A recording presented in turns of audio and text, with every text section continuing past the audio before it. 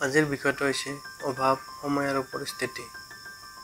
জীৱন মানে এক অপৰিহাৰ্য সংগ্ৰাম। এই সংগ্ৰামৰ মাজতে মানুহে সদায় অভাৱ, সময় আৰু পৰিস্থিতিৰ সৈতে মোকাবিলা কৰি আগবাঢ়ি থাকে। এই তিনি উপাদান অভাৱ, সময় আৰু পৰিস্থিতি জীৱনৰ গতি, দিশ আৰু সাফল্যত গভীৰ প্ৰভাৱ পেলায়। অভাৱৰ অৰ্থ। অভাৱ শব্দটোৰ অৰ্থ হৈছে কোনো বস্তু, সুবিধা বা সম্পদৰ ঘাটতি।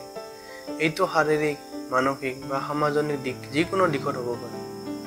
অভাৱৰ ধৰণ: আৰ্থিক অভাৱ, দৰিদ্ৰতা, উপাৰ্জনৰ অভাৱ, শিক্ষাৰ অভাৱ; ভাৱনাগত অভাৱ, মৰম, সঁহাৰি বা মৰ্যাদাৰ অভাৱ; সুযোগৰ অভাৱ, ভাল শিক্ষা, কৰ্মসংস্থাপন, উন্নতিৰ পথৰ অভাৱ।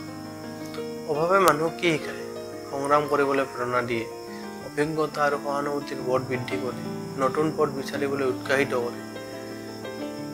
সময়ৰ গুৰুত্ব। সময় মানে জীৱনৰ মূলধন। সময় এটা এনে বস্তু যাক কোনো মূল্যৰে ক্ৰয় কৰিব নোৱাৰি আৰু যি এবাৰ পাৰ হৈ গ'লে সেয়া কেতিয়াও ঘূৰি নাহে। সময় ব্যৱস্থাপনা। সময়ৰ সদ্ব্যৱহাৰে মানুহক উন্নতিৰ পথত লৈ যায়। সময়ৰ অপচয় জীৱনত ব্যৰ্থতা আনে। সময় আৰু সাফল্যৰ সম্পৰ্ক। যি মানুহে সময়ৰ কদৰ কৰে সি জীৱনত আগবাঢ়ে। এজন ছাত্ৰ যদি সময়মতে পঢ়ে তেনেহ'লে সি সফল হ'ব পাৰে। অপচয় হোৱা সময়ৰ ফলাফল: ব্যৰ্থতা, হতাশা, সুযোগ হেৰুওৱা। উদাহৰণ: এটা পৰীক্ষাৰ আগতে যি ছাত্ৰই সময়ৰ ঠিক ব্যৱস্থাপনা কৰে সি ভাল ফলাফল লাভ কৰে। পৰিস্থিতিৰ অৰ্থ। পৰিস্থিতি মানে হৈছে মানুহে যি পৰিৱেশ বা অৱস্থাৰ মাজত জীৱন যাপন কৰে। ই মানসিক, সামাজিক, ৰাজনৈতিক বা প্ৰাকৃতিক হ'ব পাৰে। পৰিস্থিতি সদায় নিয়ন্ত্ৰণৰ ভিতৰত নাথাকে। বহু সময়ত মানুহ পৰিস্থিতিৰ সন্মুখীন হয় যিটো তাৰ ইচ্ছাৰ বিৰুদ্ধে। উদাহৰণস্বৰূপে, দুখীয়া পৰিয়ালত জন্ম হোৱা, যুদ্ধ আৰু মহামাৰীৰ দৰে প্ৰাকৃতিক দুৰ্যোগ। পৰিস্থিতিৰ প্ৰতি মনোভাৱ। যি মানুহে কঠিন পৰিস্থিতিৰ মুখামুখি হৈও আশাৰ বাট নেৰে সি সফল হয়। এজন ডাঙৰ ব্যক্তি হ'বলৈ কেৱল অনুকূল পৰিস্থিতিৰ প্ৰয়োজন নহয়, প্ৰতিকূল পৰিস্থিতিতো সাহসিকতাৰে মোকাবিলা কৰিব লাগে। উদাহৰণ: হেলেন কেয়াৰৰ জীৱন।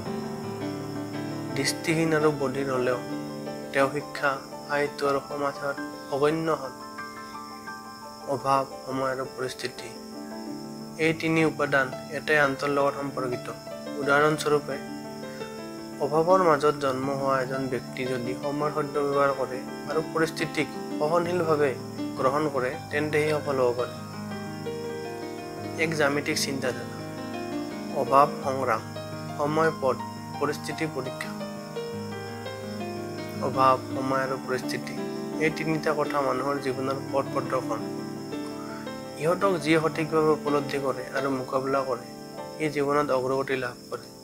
সময়ৰ সঠিক ব্যৱহাৰ, অভাৱৰ সঠিক অনুধাৱন আৰু পৰিস্থিতিৰ সন্মুখীন হোৱাৰ সাহস এইবোৰে মানুহক মহান গৰাকীলৈ লৈ যায়। অভাৱ জীৱনৰ অন্ত নহয়। সময় বেয়া হ'ব পাৰে, পৰিস্থিতি কঠিন হ'ব পাৰে, কিন্তু যি মানুহে আশা নেৰে সি একদিন নিজে ইতিহাস ৰচে।